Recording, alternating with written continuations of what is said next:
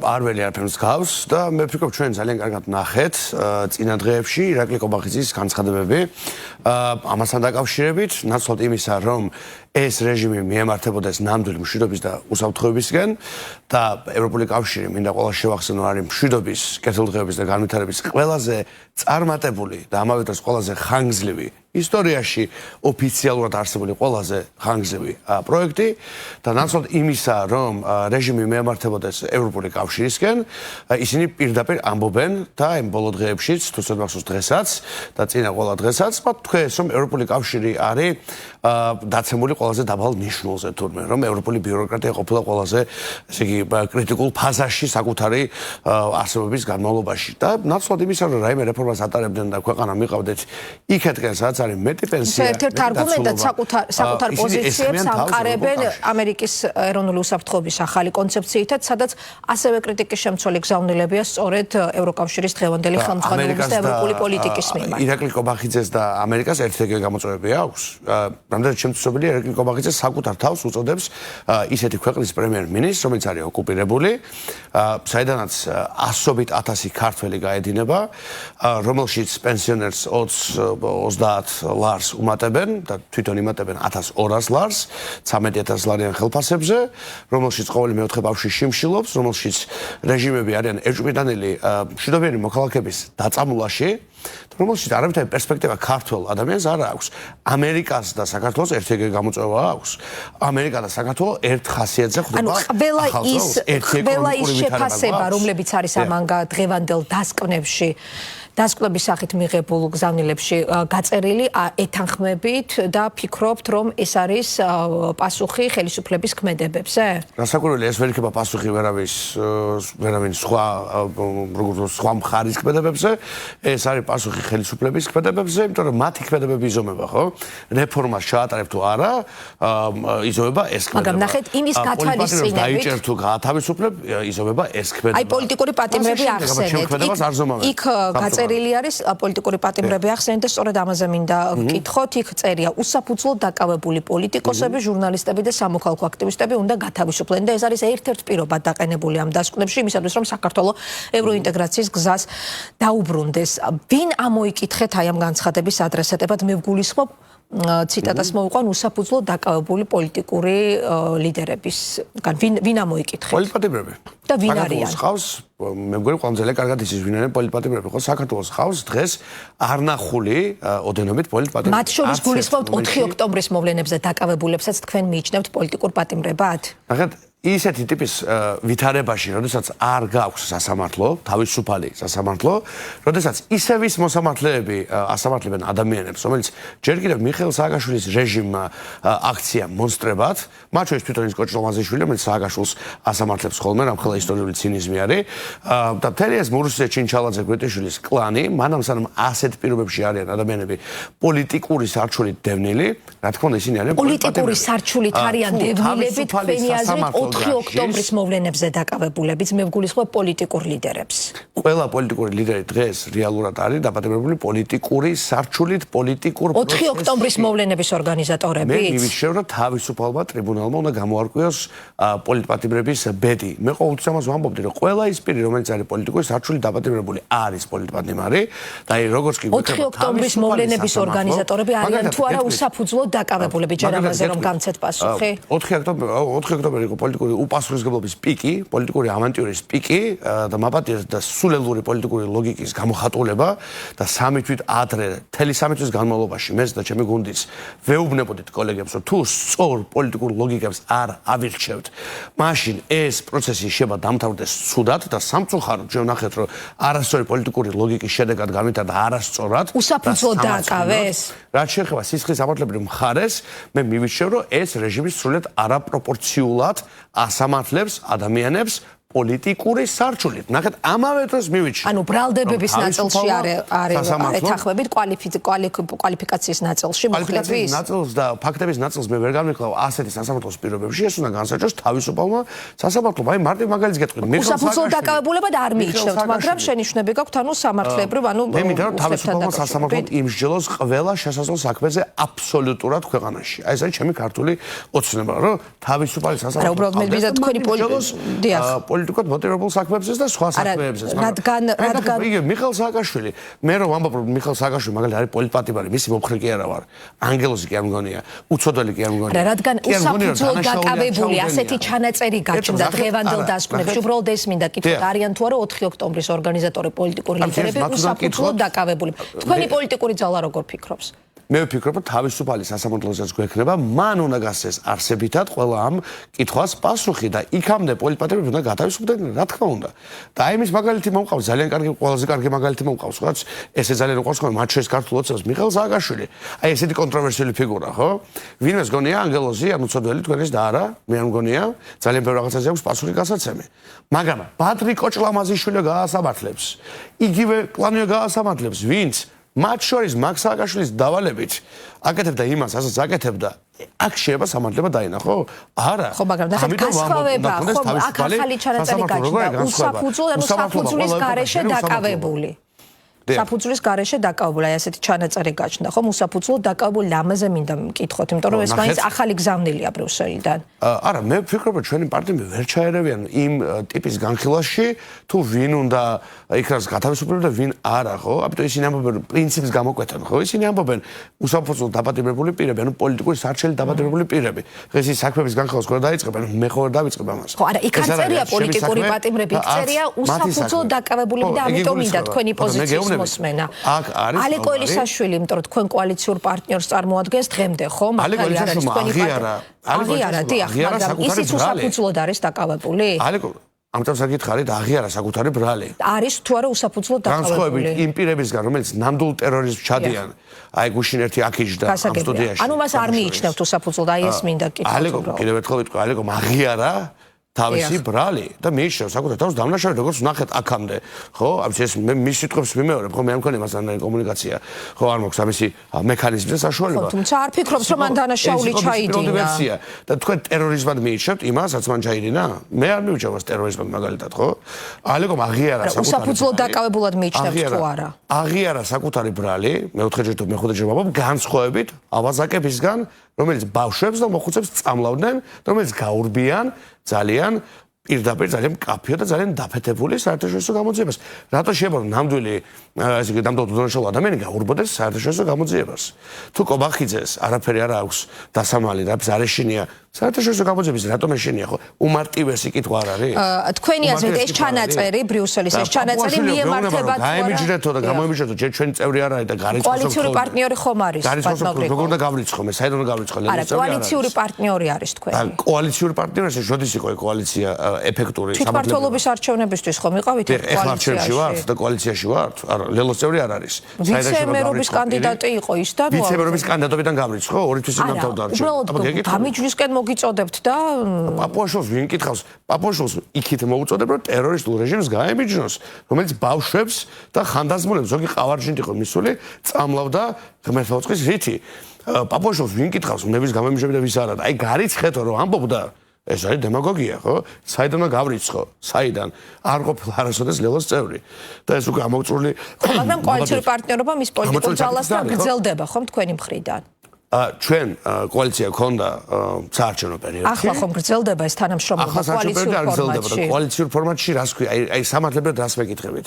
მე წამოდგენ ლელოს. ნახეთ, თქვენ მაშინ, როდესაც არჩევნებისთვის მემორანდუმი გააფორმეთ, რომ მომავალში თვითონამშრომლებდით და ეს კოალიციური თანამშრომლობა გრძელდება დღეს თუ არა, გეკითხებით? აი, მომავალიო დადგება, რომელშიც კოალიციური თანამშრომლობის საკითხი დადგება, მე შეგიძლიათ ვკითხოთ, თანამშრომლობთ არა კვლავ ალეკო ელისაშვილთან თუ სხვასთან და ეხა საარჩევნო პერიოდში არა ვართ, მე წამოდგენ ლელოს. არჩევნების დასრულებისთანავე თქვენი თანამშრომლობა შეწყდა, ანუ ეს მინდა გკითხოთ და დაგაზუსტებინოთ. კოალიციური თანამშრომლობა ბუნებრივია, არჩევნებთან ერთად წყდება ხოლმე, ხო? თუ ჩვენ კოალიციური ვიყავით, როგორც საარჩევნო სუბიექტები, დიახ. ხო, მაგრამ ხო შეიძლება შემდეგ კოორდინაცია სხვა თემებზეც ქონოდათ და გაგრძელებულიყო თანამშრომლობა. მე ვისთან კოორდინაცია მქონდა, ვისთან საუბარი მქონდა, ეს არ მგონია საზოგადოებისთვის საინტერესო. როგორ არა, თქვენ ერთ-ერთ პოლიტიკურ ძალას წარმოადგენთ და ბუნებრივია მით უმეტეს რომ ალეკო ელისაშვილი ახლა დაკავებულია და ციხეში. ვერ დაგეთახმებით. ქართული ოცნება ალეკო ელისაშვილმა ძალიან მკაფიოდი საუბრა იმაზე, რომ ეს იყო მისი პერსონალური გადაწყვეტილება. მეც არ არის ის მკაფიოდ თქვი, ძალიან ჩვენ პირველივე დღეს რომ გააკეთა განცხადება ამასთან დაკავშირებით, ძალიან მკაფიოდ თქვით, რომ მის მიერ არჩეული გამოხატვის და ბრძოლის ფორმა არ არის ჩვენი აზრით სწორი, ძალიან მკაფიოდ თქვით. კიდევ ერთხელ შემიძლია გითხრათ, ასევე მკაფიოდ, მაგრამ ალეკომ ისაუბრა ძალიან სწორად, ძალიან ადამიანურად, კაცურად, ძალიან მკაფიოდ და თქვა, რომ ეს იყო მისი პერსონალური გადაწყვეტილება. და ეხლა პაპუაშვილს რაღაც ფანტაზიების სრულიად ეს ვიზა ლიბერალიზაციასთან დაკავშირებით არის ასევე მკაფიო ჩანაწერები, სინანულია გამოთქმული მე-7 ანგარიში გაწერილი რეკომენდაციების შეუსრულებლობის გამო და მოუწოდებენ იმ 8 რეკომენდაციის შესრულებას, რომელთა შესასრულებლად ხელისუფლებას ვადა ჰქონდა აგვისტოს ბოლომდე დაწესებული და სხვადასხვა შორის მათ შორის იყო რამდენიმე კანონის, მათ შორის არასრულწლოვნების და ოჯახური ღირებულებების კანონის და უცხოური გავლენის გამჭვირვალობის კანონების გაუქმება მოთხოვნილი. ვიცით უკვე ხელისუფლების გაცხადებული პოზიცია რომ არაპირებენ ამ კანონების გაუქმებას. ფიქრობთ თუ არა რომ შესაძლოა იმის გამო რომ ვიზა ლიბერალიზაციის თემაზე გამოფრთხილებელ გზავნილებს უკვე რამდენჯერმე იღებს საქართველოს ხელისუფლება, შესაძლოა ის გამარტივებული შეჩერების გამარტივებული მექანიზმი, რომელიც ცოტა ხნის წინ დამტკიცდა ბრიუსელში, ახლა სწორედ საქართველოს მიმართ იყოს გამოყენებული. გაქვთ აი ამ დასკვნების შემდეგ ასეთი მოლოდინი? სამწუხაროდ ამისი ძალიან რეალური შანსი არსებობს და ჩვენ ვიცით რომ ამის შანსი არსებობს. ამაზე საუბრობს თვითონ ევროპული კომისია ძალიან მკაფიოდ.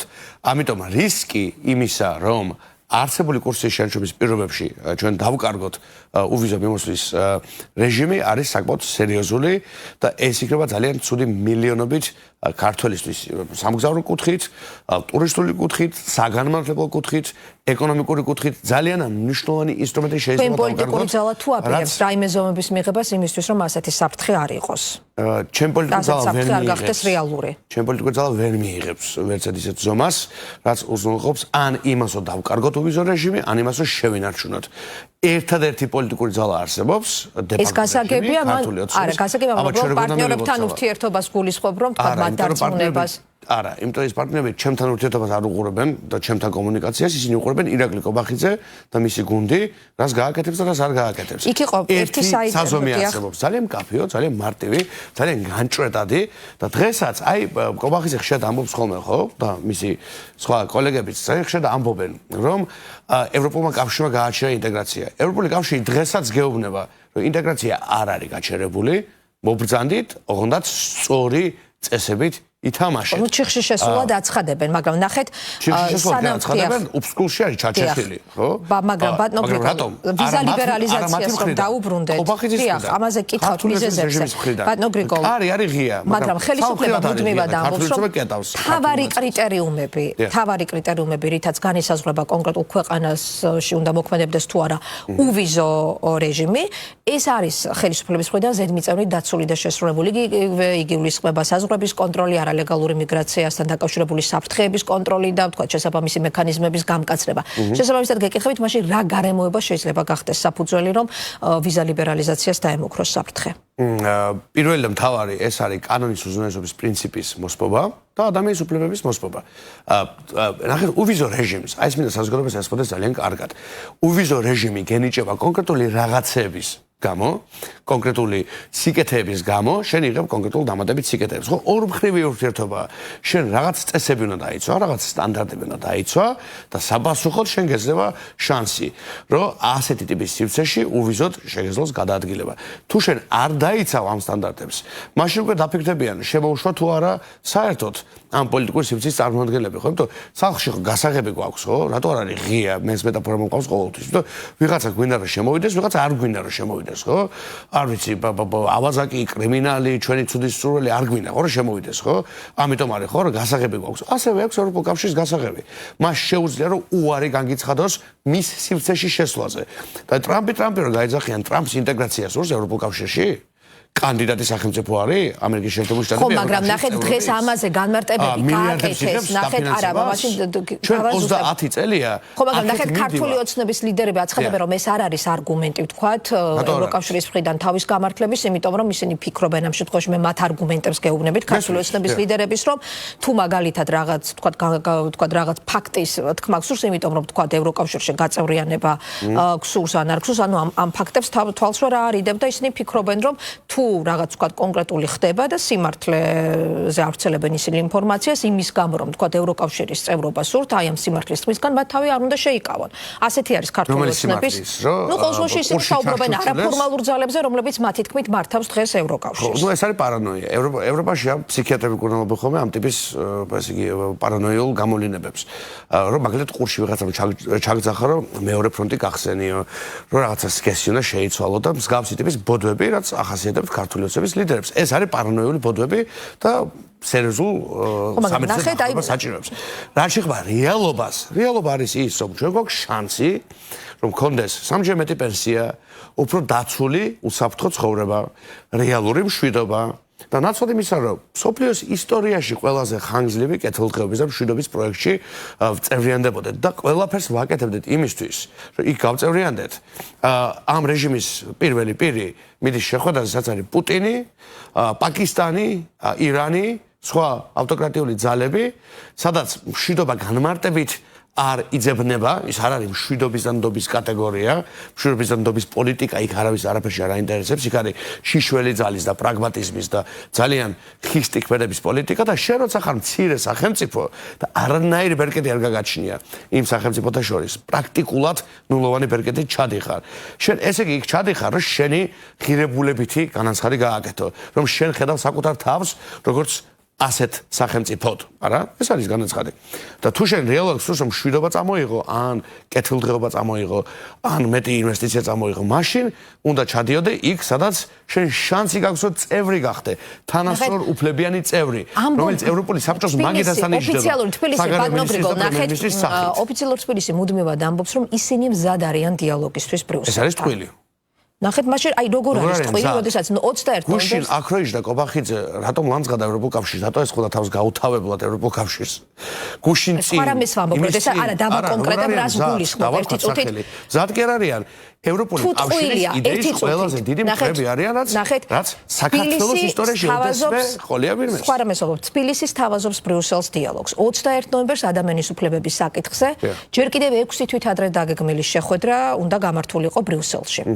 და ის იქნებოდა გარკვეულწილად საქართველოსა და ევროკავშირს შორის აი გაუარესებული და დაძაბული ურთიერთობის გათვალისწინებით რაღაც გარკვეულწილად აი თქვა ის სივრცე სადაც შეიძლებოდა რომ თქვა ურთიერთობის გადატვირთვის პერსპექტივა გაჩენილიყო მაგრამ ბრიუსელის გადაწყვეტილებით ეს შეხვედრა გადაიდო.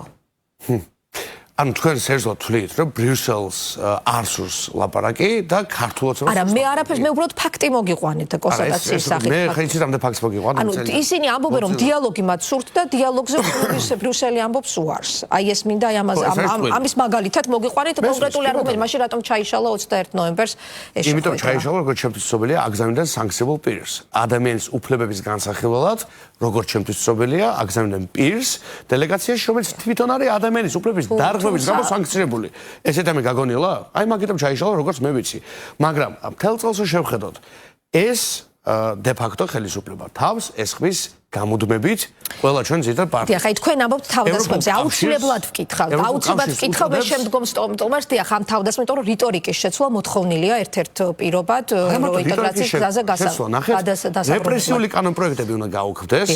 რეპრესიული კანონპროექტები უნდა გაუქმდეს. უნდა მიეცეს გასაგანი დემოკრატიულ რეფორმას, უნდა იქნას შანიშვილი ახალი ადეკვატური არჩევნები და ქვეყანას არ უნდა ყავდეს ასობით პოლიტპატიმრები. მაგრამ ნახეთ, იყო კრიტიკული გზავნილები.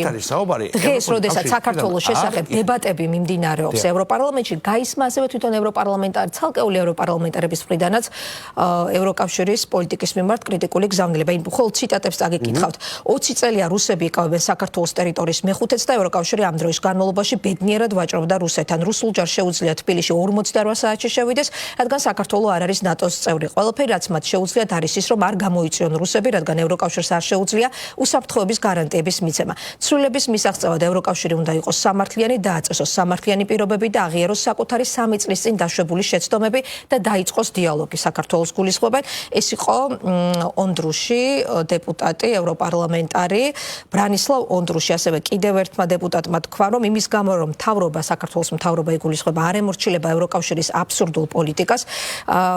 ყველა პარტნიორი ქვეყანა იმსახურებს პატივისცემას და კეთილსინდისიერ ჩართულობას, რომელიც მიმართულია გამოწვევის გადაჭრაზე, არა გაუცხოებაზე. საქართველო იყო პირველი ქვეყანა, რომელსაც რუსეთი თავს დაესხა და დღემდე მისი ტერიტორიის ნაწილები უკანონოდ ოკუპირებულია რუსეთის მიერ. ბუქარესტის სამიტზე საქართველო მკაფიოდ გამოხატა ამბიცია შეუერთდეს ალიანსს, თუმცა ნატოსა და ევროკავშირის მთავარმა წევრმა სახელმწიფოებმა ეს გზა დაბლოკეს. ამის მიუხედავად საქართველომ ევროკავშირთან კონსტრუქციული ჩართულობა განაგრძო. თუ ნამდვილად ზრუნავთ ქართულ ხალხზე, დაიწყეთ დიალოგი საქართველოსთან ახლავე. კრისტიან ტერხესი ასევე კიდევ სხვა ცალკეული ევროპარლამენტარები. ანუ კოცები ევროპარლამენტარები არის. ევროპარლამენტში არსებობს კოცები, რა თქმა უნდა. რა თქმა უნდა, პირველად გაიგეთ? რასაკვირველია. კოცები არსებობს ყველა ქვეყანაში, აბსოლუტურად. ზოგან 20% აქვს ხო განვითარებულ დემოკრატიებში და ასე შემდეგ, ხო? აქაც დაახლოებით ეგრე აქვს 15-20% მაქსიმუმ ნამდვილად შეებს რომ ჩაატარებენ. კოცი არ არის ქართული ფენომენი. კოცი არსებობს ყველგან. მათ შორის ევროპულ პარლამენტში შეიძლება და ევროპარლამენტი რაღაცა წმინდანების დასი კი არ არის. კოცებიც არიან და კიდევ ძალიან ბევრი სხვა იდეოლოგია არსებობს იქ და მე მათთან მქონია არაერთგზის გადაკვეთა ამა თუ იმ ფორმატში, ხო? ბევრად უარესი იდეოლოგიებიც არსებობს, კიდე ძალიან საშიში იდეოლოგიები იქ ვიდრე არის ის ძირითადი ოჯახები, რაც არის წარმოდგენილი.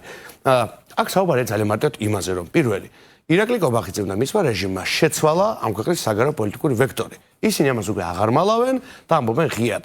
ალაგ გვეუბნებიან მითს, რომელიც უკვე ევროპული კავშირის ელჩმა, ევროკომისარმა და ევროპული კავშირის საგარეო საქმეთა მინისტრმა კაია კალასმა ამხილეს როგორც ტყუილი, რომ 2028 წელს დაიწყება ინტეგრაცია.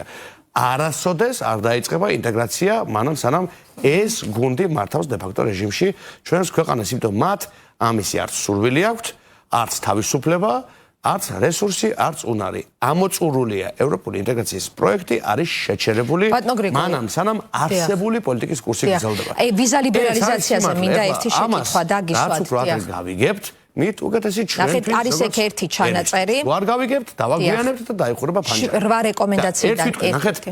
ევროპა არ გამოგეკიდება, მაბათი თუ გაწყვეტინებთ, ევროპა არ გამოგეკიდება. შენ უნდა გინდოდეს რომ იცხოვრო უკეთეს სახელმწიფოში. წერტილი. რასაც ევროპული კავშირი გთხოვს და რასაც ქართული ოცნება არ აკეთებს, ევროპული კავშირის გარეშეც არის ძალიან კარგი ჩვენთვის. თავისუფალი სასამართლო არის კარგი ქართველებისთვის. უკეთესი სოციალური სტანდარტი არის კარგი ქართველებისთვის. უკეთესი ინსტიტუტები არის კარგი ქართველებისთვის. ანუ რასაც ის გთხოვს რომ შეასრულეო, სულ რომ არ წავიდეთ იმ ევროპულ კავშირში, საერთოდ დავივიწყოთ. ჩვენთვის როგორც ერისთვის არის კარგი, დადასტურებულად კარგია იმ რაღაცების გაკეთება, რასაც ის გთხოვს. რადგან გარკვეული ინტერპრეტაციები მოყვა, ერთი მნიშვნელოვანი ჩანაწერია კიდევ დღევანდელ დასკვნაში, რომელიც ევროკავშირის საბჭოს თავმჯდომარეობამ მიიღო. საბჭოს აქვს მოლოდინი, რომ საქართველო გააძლიერებს ძალისხმევას ევროკავშირის ერთიანი საგარეო პოლიტიკას და სრულ თანხვედრის მიმართებაში, კერძოდ თანხვედრით რუსეთისა და ბელორუსის წინააღმდეგ ევროკავშირის შემზღუდავ ზომებთან, რომლებიც მიღებულია როგორც მთავარი პრიორიტეტი რუსეთის მიერ უკრაინის წინააღმდეგ გაჩაღებული ომის კონტექსტში. ანუ როგორ გაიგეთ ეს მოწოდება? მართველი გუნდი ამბობს, რომ ეს არის ცალსახა მოთხოვნა რუსეთის წინააღმდეგ სანქციების დაწესების შესახებ. თქვენც ასე გაიგეთ ეს? საქართველოს მოთხოვნა ყოველთვის იყო, რომ ის ყოფილიყო იმ საერთო სასანქციო პოლიტიკის გამტარი, რაც აქვს დაწესებული ცივილიზებულ თანამეგობრობას.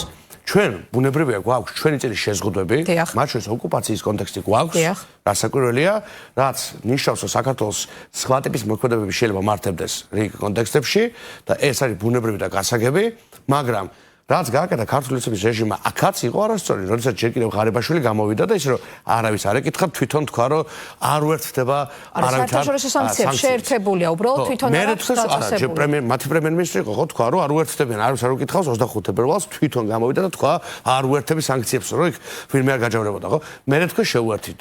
ნახეთ, დღევანდელი სისტემა რაც მოქმედებს, ანუ არ უერთდება საერთაშორისო სანქციებს, მაგრამ თავის მხრივ არ აქვს თავად სანქციები დაწესებული. ანუ რაიმე სხვა მოთხოვნა მოიკითხეთ დღევანდელი დასკვნიდან? არა, ევროკავშირს გააჩნია ძალიან კარგად აპრობირებული საერთო საგარეო უსაფრთხოების პროტოკოლი, საერთო სტანდარტი და იმ სტანდარტთან თანხვედრა, რომელიც ქართული ოცნების მმართველობის დროს დავარდა დაახლოებით 7-ჯერ, 8-ჯერ და მიაღწია ყველაზე დაბალ ნიშნულს. ამ სტანდარტთან თანხვედრა არის კრიტიკულად მნიშვნელოვანი იმისთვის, რომ ევროკავშირმა შემოგხედავს დაგინახოს როგორც პარტნიორი და როგორც მტერი. მაგრამ ეს უკვე გავიდა, ეს უკვე 2 წელი წინ იყო ბოლოს საინტერესო. ანუ ამ ნაწილში ხედავთ თქვენ დარღვევებს სანქციებისთვის გვერდისავლის კუთხითაც? ანუ რატომ დასჭირდა ევროკავშირს ამ მიმართულების ხაზგასმა? პოლიტიკა, რომელიც გაატარა ქართულ მოძრაობამ, არ იყო სწორი და გითხარით, რომ მათმა პრემიერ-მინისტრმა ღარიბაშვილმა 25 თებერვალს იმ წლისა, ის რომ არავის არ ეკითხა, გამოვარდა და დააბრეხვა არ უერთებით სანქციებსო. ერთ კვირაში გითხრეს, როგორ არ უერთდებით, ყველა შეუერთდითო. ხან ერთს ამბობდნენ, ხან მეორეს, მაგრამ თავარი რა არის? მოლდოვას არა აქვს ოკუპაციის კონტექსტი? მოლდოვას საზღვარი აქვს. ხო, წარმოიდგინეთ, ცხელ რეგიონთან. საზღვარი აქვს. და იქ მეორე ფრონტი ხო არ არის? მოლდოვაში ვინმე ნახა ომი? არა. მოლდოვა რატო არავინ არ გააკრიტიკა? ხო შევა ვიკითხოთ. მოლდოვა რატო არავინ არ გააკრიტიკა, რომ სანქციების პოლიტიკას არ გვევა? იმიტომ რომ სწორი პოლიტიკური რიტორიკა ჰქონდათ, არ დასხმიან არავის თავს, ძალიან კარგად უხსნიდნენ სხვათა შორის, ძალიან კარგად უხსნიდნენ ჩვენს დასავლელ პარტნიორებს, რომ იცი მე ოკუპაციის კონტექსტი მაქვს, ცოტა სხვანაირად დავაწესებ სანქციებს. ანუ რიტორიკა იყო თავარი ერთ-ერთი თავარი პრობლემა. და ქმედებაც და მოლდოვა ვიმეორებ არის სასაზღვრო რეგიონი ხო კონფლიქტის ხო მაგრამ აქ უნდა თქვა სამართლიანობის რომ თქვა მადლობის წერილი მიიღეს სანქციების გვერდის კუთხით აი ქართული ოცების წევრებს თუ გრებავთ შემდეგ სტუმარსაც კითხეთ მოლდოვაში რატო არ არის ომი მაინტერესებს მისი პასუხი მათ შორის ნებისმიერ ქართული ოცების ნებისმიერ წევრის პასუხი მოლდოვაში რატო არ არის ომი მეორე ფრონტით ხო აშინებენ ხალხს ამ რაღაცა დასასრულისკენ რომ წავიდა ძალიან ხო გიკითხეთ ლატვიაზებებს არ ვახსენებ კაი ნატოში არიან ეგ იქნება პასუხი მოლდოვა როგორ გადაჭა იმის გათვალისწინებით რატო გადაჭა იქ არ უნდა და მეორე ფრონტი იქ უფრო უნდა გინდოდეს ხო მეორე ფრონტი თუ სადმე გინდოდა იმის გათვალისწინებით სასაზღვრო და ტრანსის ნესტისმიერთია ხო ტრანსისტრია და რუსებით განან იმის გათვალისწინებით რომ ყველა რეზოლუციას ანგარიშს და ასკვნებს თუ ზეპირ განცხადებებს რომლებსაც ვისმენთ და ამ შემთხვევაში რომლებიც მტკიცდება ბრიუსელში საქართველოსთან დაკავშირებით მართველი გუნდი აცხადებს თქვა არაფორმალური ძალების გავლენად და ფიქრობს რომ ამ ყველაფერს არ აქვს იურიდიული ძალა და რომ ის მზად არის ბრიუსელთან დიალოგის გასახსნელად ასევე ჩვენ ვიცით მათი ცალსახა პოზიცია ახალ არჩევნებთან დაკავშირებით და დაკავებულების გათავისუფლებასთან დაკავშირებით რომ არც ერთი მიმართულებით არ აპირებენ თქვა ისინი პოზიციების გადახედვას. შესაბამისად, როგორ გესახებათ ამის გათვალისწინებით, მით უმეტეს გაძლიერებული საერთაშორისო ზეწოლის და სულ უფრო მზარდი κρიტიკის ფონზე საქართველოს ევროკავშირის ურთიერთობის გადატვირთვის პერსპექტივა. რა შეიძლება იყოს ის საწყისი წერტილი, რომელიც გააჩენს ამ ურთიერთობის, თქვათ, განეიტრალების და თქვათ რაღაცა დასტაბილურების პერსპექტივას და იმედს. დიახ, მე მინდა ხაზი გავუსვა კიდევ ერთხელ უკვე ვახსენე ეთერში. არჩევნების გარდა, რადგან არჩევნებს გამორიცხავს ხელისუფლება. ხო, ხელისუფლება გამორიცხავს, ეს ხელისუფლების არჩევანია, ხო? ნახეთ, ძალიან მარტივად. მიუხედავად იმ საკმაოდ დემაგოგიური პროპაგანდისა, რაც ჩვენ მოგვისმენია კობახისისგან ძალიან ხშირად, რომ ევროპულმა კავშირმა ჩაკეტა თურმე კარი, რაც არის ტყუილი, იმიტომ დღესაც ვისმენთ, რომ ეს კარი არის ღია, თუ სწორ რაღაცებს გააკეთებს ქართული სახელმწიფო, მაშინ ეს კარი არის ღია. ხო, ნახეთ, ძალიან მარტივი ნაბიჯების გადადგმა შეიძლება. პირველი, რეპრესიული კანონპროექტების გაუქმება, ხო გაკეთებადია აბსოლუტურად, ხო? ხო, თვითონ მიიღეს თავის ერთპარტიულ პარლამენტში, ხო, რომელშიც ჩვენ არ შევსულვართ. ხო, ძალიან მარტივად შეუძლიათ ამ კანონების გაუქმება. ძალიან მარტივად შეუძლიათ პოლიტიკური ტყვეების გათავისუფლება. ძალიან მარტივად შეუძლიათ ადეკვატური პოლიტიკური პირობების შექმნა თავისუფალი არჩევნისთვის თუ არ ეშინიათ. ანუ ნაბიჯები, რომლის გადადგმაც არის შესაძლებელი გადატვირთვისთვის არის შემდგომში პოლიტიკური ნების არსებობის შემთხვევაში საკმაოდ მარტივი ნაბიჯები, მაგრამ არ არსებობს ნება, იმიტომ რომ ეს რეჟიმი გააზრებულად ემსახურება რუსეთს და საკუთარ თავს პოულობს აი კოლექტიურ აშხაბადში, სადაც ისინი იმყოფებიან და აი ესედა ბოჭორიშვილი დადის ხან უნგრეთშია, ხან თურქმენეთშია, სხვა გუშინ ჰააგაში იყო და სხვათა შორის უკრაინის მხარდამჭერი გზავნილი ძალიან სიმბოლურია. ხო, მაგრამ უკრაინას დაუჭირეს მხარი და ის საერთაშორისო საჩუქრების კომისია შეიქმნა და ძალიან სიმბოლურია ჰააგა, ძალიან სიმბოლურია ჰააგა. 35 ქვეყანას შორის. ჰააგაში ბევრი საინტერესო ინსტიტუცია არსებობს, მათ შორის არის ტრიბუნალი და თუ ესე გააგრძელებს კიდე მოუწევს ჩასვლა, ხო, ტრიბუნალზე.